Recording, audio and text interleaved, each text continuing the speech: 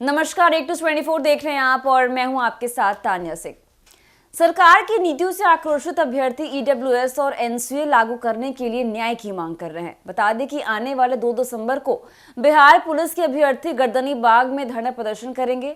अभ्यर्थियों का सबसे बड़ा सवाल ये है कि जिस तरह से चिराग पासवान और नीतीश कुमार चौकीदार संघ के मामले में चुप्पी साधे बैठे हुए हैं, क्या उसी तरह से बिहार पुलिस के अभ्यर्थियों की मांग पर प्रश्न चिन्ह लग जाएगा। देखिए, बिहार पुलिस भर्ती परीक्षा के हालिया परिणाम ने लाखों अभ्यर्थियों को गहरे आक्रोश में डाल दिया है। अभ्यर्थियों का कहना है कि सरकार की नीतियां उनके भविष्य के साथ खिलवाड़ कर रही हैं।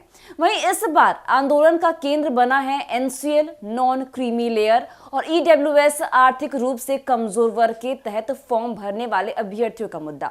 अभ्यर्थियों का आरोप है कि परीक्षा के लिए फॉर्म भरते समय इन वर्गों के लिए कॉलम मौजूद था, लेकिन जब परिणाम जारी किए गए तो एनसीएल और ईडब्ल्यूएस श्रेणी के तहत कोई आरक्षण लागू नहीं किया गया। यह अनदेखी उनके अधिकारों को सरकार की पारदर्शिता पर सवाल खड़े कर रही है।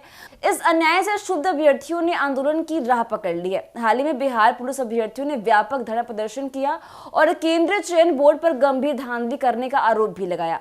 इनका कहना था कि सरकार ने एनसीएल और ईडब्ल्यूएस श्रेणी के फॉर्म भरने के बावजूद उन्हें उचित परिणाम नहीं दिया, जबकि ओबीसी, एससी, एसटी और अन्य आरक्षित वर्गों के अभ्यर्थियों के परिणाम आरक्षण के तहत जारी किए गए हैं। अभ्यर्थियों ने चेतावनी दी है कि यदि उनकी मांगे नहीं मानी गई तो आने वाले 2 दिसंबर को गर्दनी बाग में एक बड़ा आंदोलन होगा। लगभग 1 लाख अभ्यर्थी एकजुट होकर सरकार के खिलाफ धरना प्रदर्शन करेंगे। उनका कहना है कि यह लड़ाई उनके भविष्य और उनके अधिकारों के लिए है।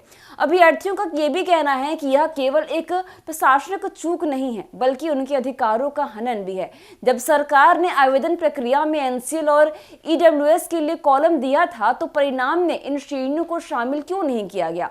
उन्होंने आरोप लगाया कि यह सरकार की विफलता और उनके अधिकारों का मजाक बनाया गया है। दस्तावेज सत्यापन और आरक्षण के लाभ न मिलने से अभ्यर्थियों में रोष व्याप्त है।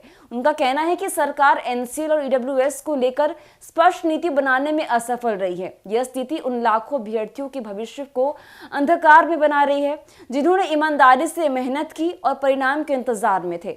अभ्यर्थियों ने यह भी कहा कि सरकार को जवाब देना होगा कि एनसीएल और ईडब्ल्यूएस के तहत फॉर्म भरने के बावजूद उनका हक क्यों नहीं दिया गया। उन्होंने मांग की है कि परिणाम को संशोधित करके आरक्षण के अनुसार फिर से जारी किया जाए, क्योंकि उनका यह भी कहना है कि यह केवल आंदोलन की शुरुआत है और यदि उनकी मांगे नहीं मानी गई तो आंदोलन और भी ज्यादा बड़ा होगा। अभ्यर्थियों का यह भी कहना है कि वे केवल न्याय चाहते हैं। उनके अनुसार एनसीएल और ईडब्ल्यूएस वर्गों के लिए आरक्षित सीटों का परिणाम जारी करना सरकार की जिम्मेदारी है। उन्होंने चेतावनी दी है कि अगर ऐसा नहीं हुआ तो वे आंदोलन को और उग्र करेंगे और सड़कों पर भी उतर जाएंगे। इस स्थिति ने यह स्पष्ट कर दिया है कि बिहार के युवाओं में सरकार की नीतियों के प्रति गहरी नाराजगी व्याप्त है। अभ्यर्थियों ने यह भी कह दिया है कि उनका आंदोलन तब तक जारी रहेगा जब तक सरकार उनकी मांगों को नहीं मान लेती है। उनका कहना है कि अपने अधिकारों और भविष्य की रक्षा के लिए किसी भी हद तक जाने को अभ्यर्थी तैयार है। वह इस पूरे प्रकरण ने बिहार की भर्ती प्रक्रियाओं की पारदर्शिता और न्यायप्रियता पर भी बड़े सवाल खड़े कर दिए हैं, क्योंकि अभ्यर्थियों का आंदोलन यह दर्शाता है कि जब तक सरकार जवाबदेह नहीं होगी तब तक युवाओं का आक्रोश थमने वाला नहीं है। क्योंकि एनसीएल और ईडब्ल्यूएस के मुद्दे को हल करना न केवल सरकार की जिम्मेदारी है, बल्कि यह लाखों युवाओं के भविष्य के लिए एक उम्मीद की किरण भी है। तो फिलहाल के लिए बस इतना ही। ऐसी तमाम खबरों के लिए देखते रहिए 24। धन्यवाद।